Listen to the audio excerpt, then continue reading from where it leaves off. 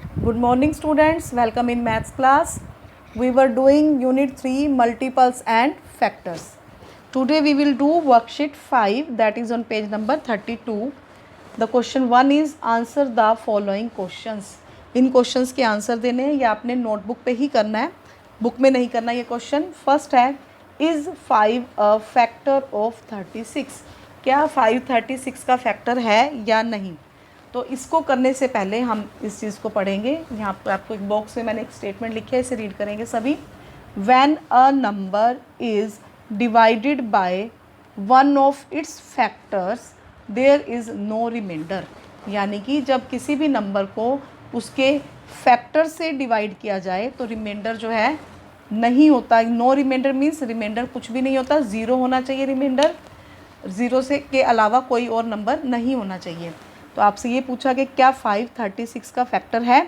अगर 5 36 का फैक्टर है तो जब हम 36 को 5 से डिवाइड करेंगे तो हमारा रिमाइंडर क्या होना चाहिए, ज़ीरो. और अगर रिमाइंडर ज़ीरो के अलावा कोई और नंबर आया तो हम क्या कहेंगे कि 5 36 का फैक्टर नहीं है. तो इस स्टेटमेंट में हमको यही बताया हुआ है कि किसी भी नंबर को अगर उसके फैक्टर से डिवाइड करते हैं तो रिमाइंडर जो है वो ज़ीरो होना चाहिए. तो इस क्वेश्चन को देखो कैसे करेंगे. तो हम 36 को 5 से डिवाइड करेंगे ये देखने के लिए कि 5 36 का फैक्टर है या नहीं. तो 5 7 ज़ार 35 आएगा 36 के नीचे. तो हमारा रिमाइंडर क्या आ रहा है, 1. तो रिमाइंडर क्या होना चाहिए था, ज़ीरो. अब क्योंकि रिमाइंडर ज़ीरो नहीं है, रिमाइंडर 1 है, इसलिए 5 जो है वो 36 का फैक्टर भी नहीं है. तो हम क्या लिखेंगे, नो. आपसे पूछा गया इज़ 5 अ फैक्टर ऑफ 36, हम लिखेंगे नो. 5 जो है वो 36 का फैक्टर नहीं है. हम क्यों नहीं है, बिकॉज रिमाइंडर इज़ जो क्या है वो 1 है, या रिमाइंडर जो है वो ज़ीरो नहीं है. हम लिखेंगे no 5 is not a factor of 36 as remainder is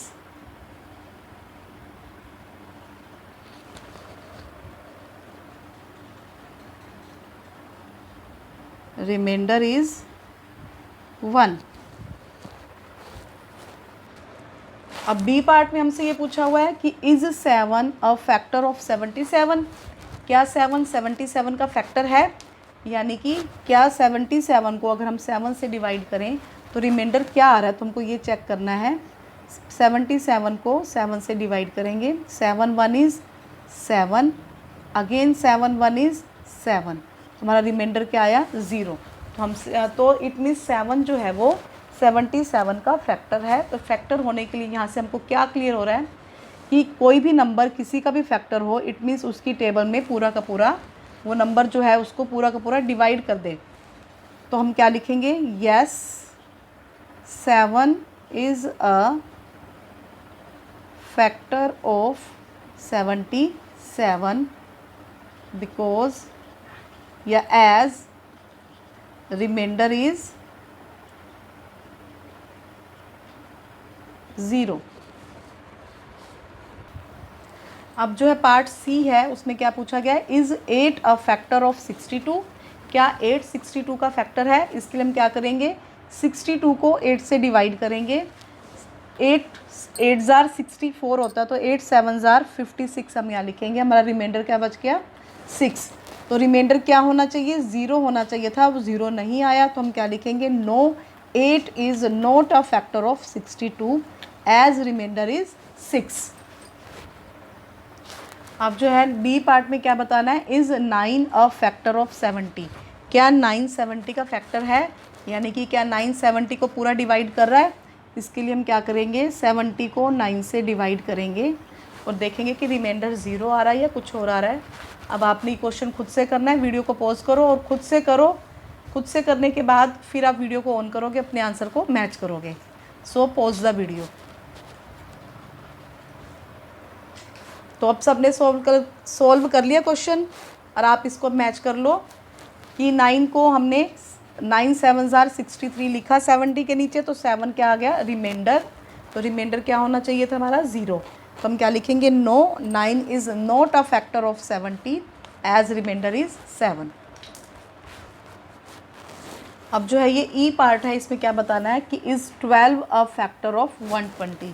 क्या 12 जो है वो 120 का फैक्टर है? तो हम क्या करेंगे, 120 को 12 से डिवाइड करेंगे। 12 1 इज़ 12, फिर 0 नीचे आ जाएगी, तो 12 की टेबल में 0 कब आता है? 12 0 इज़ 0। तो हमारा रिमाइंडर क्या आया? 0 में से 0 कट करेंगे तो 0 आ जाएगा। अब जब रिमाइंडर 0 आ गया, it means yes 12 is a factor of 120। 12 की टेबल में 120 आ रहा है। कब आता है? 12 10s are 120 as remainder is 0, क्योंकि यहाँ पे रिमाइंडर 0 है, इट मीन्स 12 जो है वो 120 का फैक्टर है। तो अब आपने देखा होगा हमने इतने पार्ट्स कर लिए, इसके 5 पार्ट्स, ये सारे के सारे काफ़ी इजी हैं। तो बाकी के जो 3 पार्ट्स हैं वो आप खुद से ट्राई करोगे, खुद से ही करोगे। तो आपका होमवर्क क्या है कि वर्कशीट 5 का क्वेश्चन 1 जो है आपने कंप्लीट ए पार्ट से लेकर के एच पार्ट तक अपनी फेयर नोटबुक पे करना है, सुंदर राइटिंग में। और आपने ये सारा लिखना है, डिवाइड करके भी दिखाओगे और ये पूरा आंसर भी लिखोगे। ओके बेटा, थैंक यू।